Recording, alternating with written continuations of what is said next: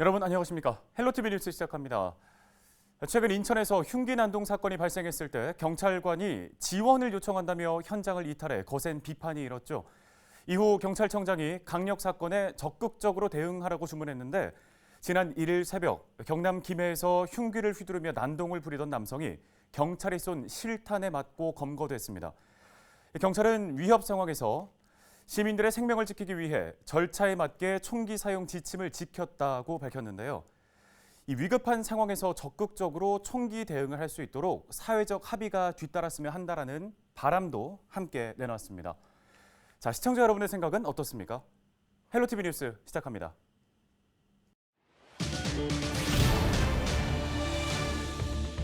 서울 지역의 코로나19 신규 확진자 수가 이틀 연속으로 2,000명대를 기록했습니다.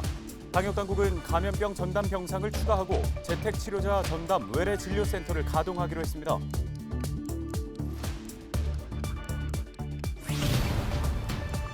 마을 공동체 예산을 두고 서울시와 시의회 간의 줄다리기가 계속되고 있습니다.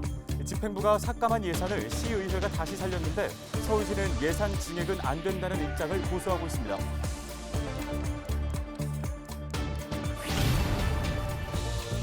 양모가 입양한 아이를 학대해 숨지게 한 이른바 정인이 사건 이후 아동학대에 대한 처벌 수위가 강화됐지만 아동학대 사건이 끊이지 않고 있습니다. 이슈앤피플에서 관련 내용 짚어보겠습니다.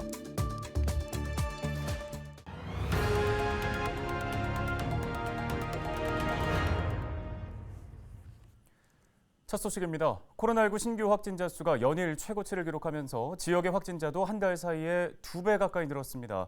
서울시는 시립병원 6곳을 총동원해 감염병 전담병원으로 운영하기로 했습니다. 코로나19 관련 소식 손성혜 기자가 정리했습니다.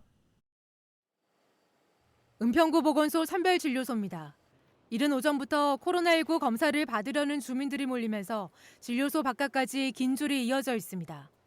서울에선 이틀 연속 하루 2,000명이 넘는 확진자가 나왔습니다. 은평 지역 확진자도 연일 최고치를 기록하고 있습니다. 확진자가 급증하면서 의료 대응 체계는 한계치에 임박했습니다. 서울의 중증 환자 병상 가동률은 90%를 넘어섰습니다. 신규 확진자 10명 중 5명은 재택치료를 받고 있습니다. 재택치료는 자치구 협력병원 의료진이 환자를 관리합니다. 재택치료 대상자들에게 하루에 2번씩 건강 모니터링을 실시하고 있고요. 그 건강 모니터링을 해서 의사 진료가 필요하다라고 판단이 되시면 바로 의사 비대면 진료가 되고 그중에서 긴급하게 약 처방이 필요하다 하면 약 처방 정도 발행이 돼서 약까지 저희가 배송을 해드리고 있습니다. 확진자 관리가 재택치료 중심으로 전환되면서 재택치료 의료진 확보에도 비상이 걸린 상황. 협력병원 한 곳이 200명이 넘는 환자를 관리하는 실정입니다. 은평구는 재택치료 협력병원 한 곳을 추가하기로 했습니다.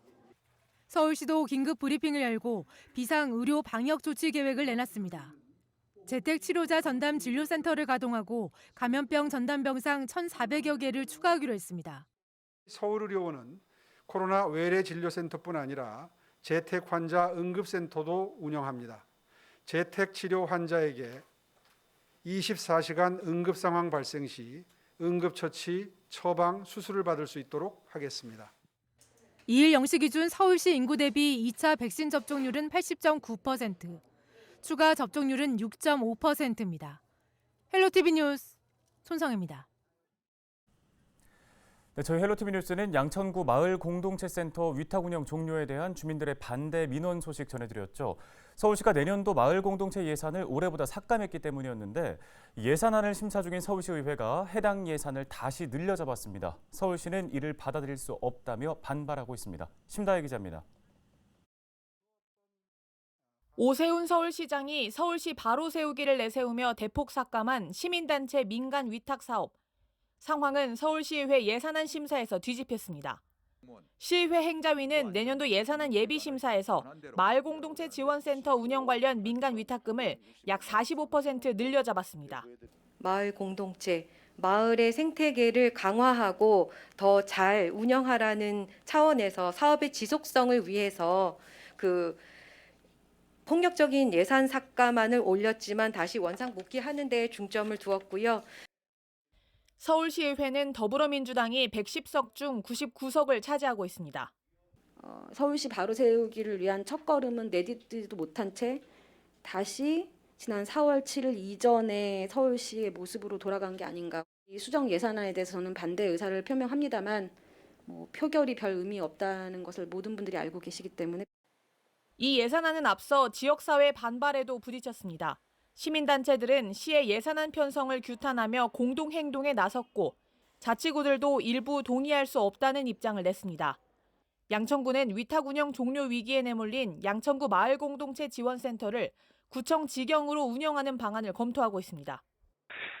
서울시 예산 삭감에 대해서 저희도 100% 동감을 하는 건 아닙니다. 서울시는 시의회의 예산 증액을 받아들일 수 없다는 입장. 앞서 시의회가 늘린 TBS 출연금 예산에 대해서도 부동의 의견을 냈습니다.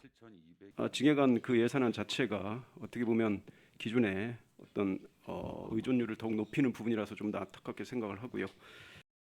지방자치법을 보면 지방의회는 지자체당의 동의 없이 시가 줄인 예산을 늘릴 수 없습니다.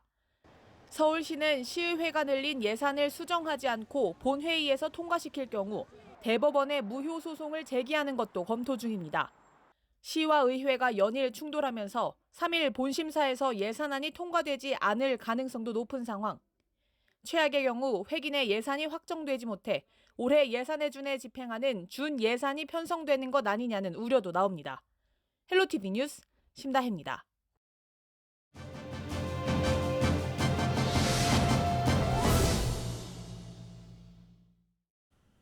지난해 입양아동을 학대해 결국 숨지게 한 이른바 정인이 사건의 가해자인 양모가 1심에서 무기징역을 선고받았다가 2심에서 징역 35년으로 감형을 받았습니다. 자, 아동학대에 대한 사회적 관심은 들끓고 있는데 이렇게 아동학대 사건이 계속 발생하는 현실 진단해 보겠습니다. 대한아동학대방지협회 공혜정 대표와 연결되어 있습니다. 자, 대표님, 지난주였죠. 정인이를 학대해 숨지게 한 양모가 2심에서 감형을 받았습니다. 계획적 살인은 아니라고 본 건데 재판부의 판단 어떻게 보셨습니까? 답답하고 아쉽고 속상한 마음이야 국민 누구나 마찬가지였을 겁니다. 피해자는 겨우 16개월의 영아입니다. 이 영아를 계획을 하지 않아도 손쉽게 누구나 심하게 폭행을 하게 되면 목숨을 잃는다는 것은 누구나 알 수 있는 상식적인 일입니다. 더구나 그 살해 의도를 가지고 있지 않았다고 한다면 어떻게 그 아이가 췌장이 끊어지도록 폭행을 하겠습니까?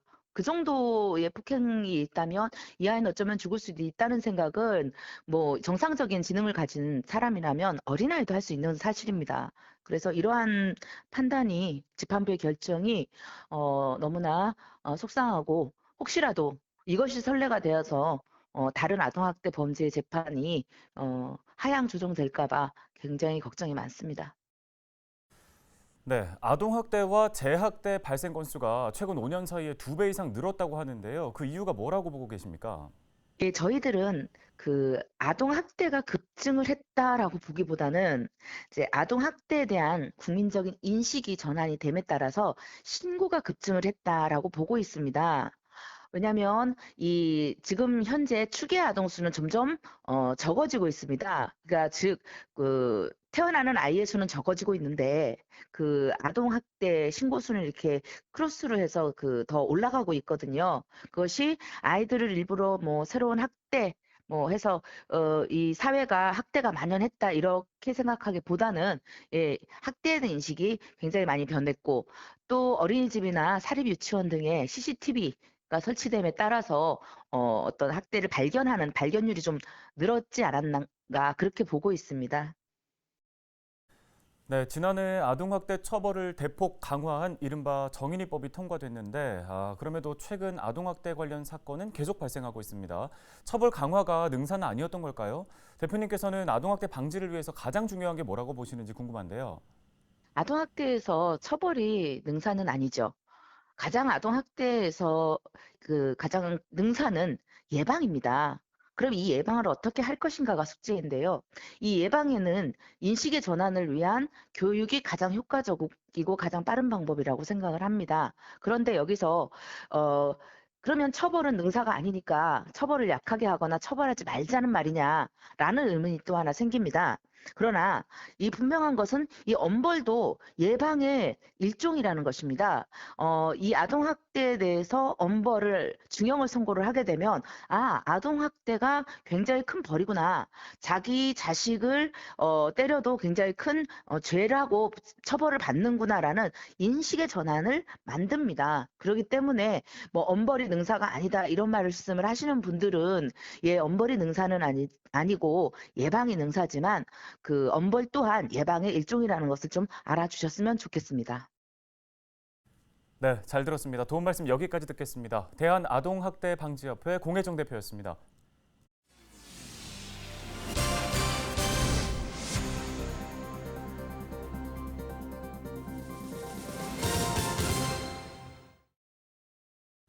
다음 소식입니다. 은평구가 구청 본관의 사무공간 부족을 해소하기 위해 별관을 운영하기로 결정했습니다.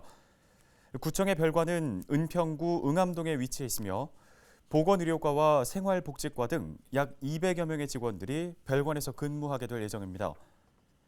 은평구는 코로나19 대응으로 보건소 인력을 증원하고 지방자치법 개정에 따라 구의회 전문 인력을 채용하기 위해 별관 운영을 시작한다고 설명했습니다. 구는 오는 7일 은평구청 별관 개관식을 하고 별관 운영을 본격적으로 시작합니다.